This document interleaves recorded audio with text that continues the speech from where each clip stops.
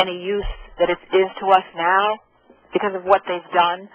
But I still consider myself a defender of the Constitution, because if the Constitution had been followed, okay, without getting into the legal stuff, okay, we're talking about like Amendment 16 or 14 or something, you know what I'm talking about, right? Yeah. Okay, we're not getting into that, but basically, if you look at just the Bill of Rights and what it entitles people to, it's based not on, rights are not issued by government. God gives the rights. It's bestowed by God. It's individual rights as bestowed by God. And I will support that and defend that until the day I die. What I want to do, if this is okay, I'm not cutting you off about that, because, I mean, if you can come back again, there's a lot of things I'd like to talk to you about. It's interesting, in a second, like I said, a lot of things have transpired in the time that we've not spoken. So if you're okay with that, I think it's valuable for also the listeners to hear, because, again, a lot of them came in a lot later than I, and they have no idea what went before. But one thing I want to ask you about, if it's okay, because we'll get back to the Patriot media thing. That's not a big deal. I mean, we can always go there. And like I said, I'm the one that's allowed this to go digressive, and I have no apologies for that. Well, you know what, though, Keith? I like the spontaneous approach. That's what I'm like, and I think that's what you're like, too. So well, it's a conversation. It is. This is a phone call.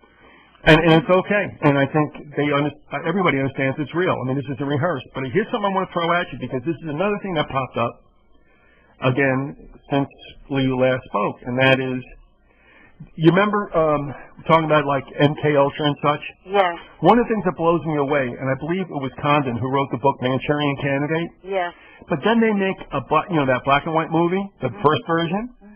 And to me, I thought they were pretty faithful, and I cannot believe what that movie was stating.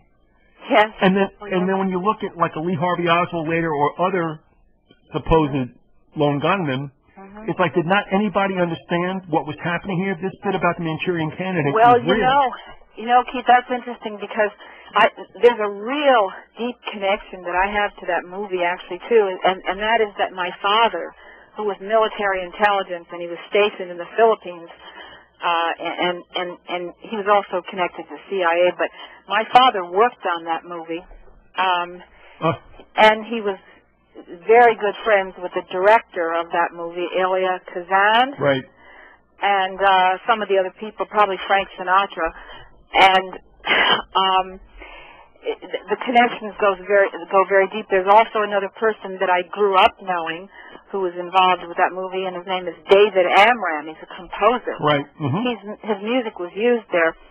These were all family connections that I had, Keith, from way back, and I do know that movie is based on fact, and actually I think the movie was banned, wasn't it? At one point? All right, now this is what I got. Sinatra tied it up for quite some time. Yes. And they said it was because of his I guess, devotion to Kennedy. But what's also interesting, and we talked about this in a prior show in 2008, what's so kind of spookily bizarre is that Sinatra was also in a movie, if you remember, called Suddenly, where he was a presidential assassin.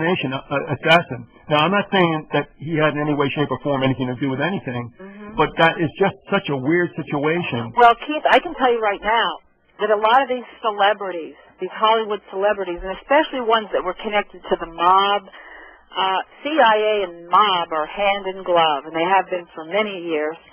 You probably know that too, but as I said, growing up, I knew a lot of these people, or people connected to them.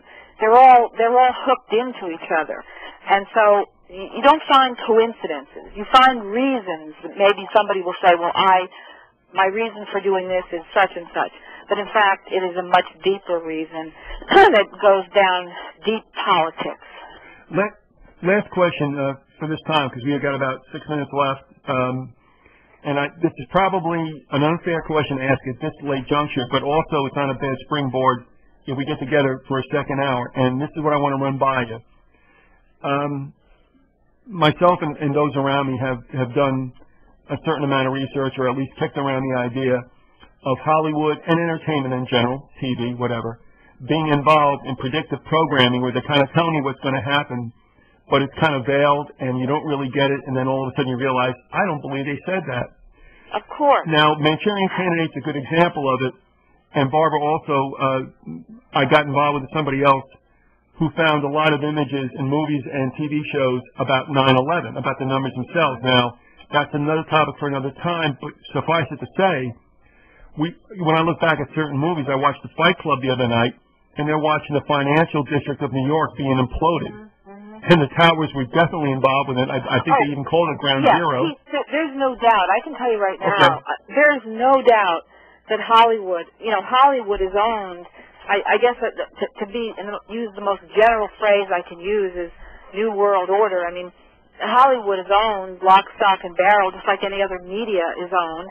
And they certainly, use this to indoctrinate people, to spread propaganda. In fact, one of the things, if I have a couple more minutes, I'd like to say is absolutely. that, most people, I'd say the average Joe out there, you ask them, well, what's the function of CIA, and they'll say, spying and intelligence work and all that, and that's certainly true in part, but actually the biggest function, from my experience, and certainly part of the thing that I was heavily involved in, is CIA owns journalists and media propaganda. It's a propaganda ministry more than anything else.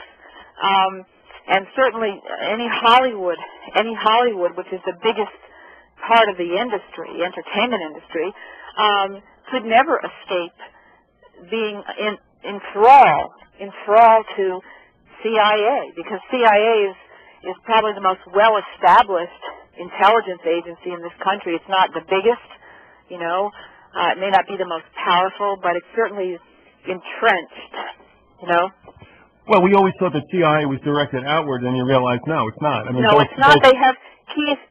One of my favorite phrases, because I was involved in a lot of the stuff myself, but, we all know that CIA is supposed to be accountable to the President of the United States, all right? But they have what I would call domestic, covert, domestic, illegal or unlawful, whichever term you prefer, illegal or unlawful domestic covert operations. And certainly MKUltra was one of those, and many, many others, including the media propaganda. And this stuff goes deep. And even if you take some of the, some of the tabloid papers like the Globe or the Star, or those things like that, those are all fed. They're all fed. Even the most bizarre stories about the aliens and all this other stuff. A lot of the stuff in those tabloids is actually partially truthful, which peppered with disinformation and propaganda, and the source of it is CIA. I mean, that's well known among people that have worked for the agency. No, I have no problem with that. And lastly, I just want to say, too, what I thought was very interesting was, first of all, honestly, Fox Network has had some very provocative shows on the X-Files, Millennium. The X-Files especially, I think, said and told you a lot, except that it was brought to a ludicrous degree, and so everybody said, oh, that's just baloney. Keith, I can tell you this right now. No, I can tell you right now that from my own personal experience and other people that were involved in black operations, military or intelligence black operations the way I was, that some of us have had some of these experiences that the next thing we know it's on the X-Files, okay? Next thing we know it's on one of these things, and that's a purposeful thing, it's a purposeful thing. Sure. It's really unbelievable when you think about it, because a lot of the stuff that I was involved in, and probably we can cover this maybe for the next interview, next time, but I was heavily involved in the paranormal, the paranormal sector too, and that's certainly X-Files material, isn't it? Well, and what I found interesting was, and I think this was the purpose, to a certain degree, for a while I thought it was very good entertainment. It got a little, woohoo, but I mean, but I thought what it did was, for those who are probably leaning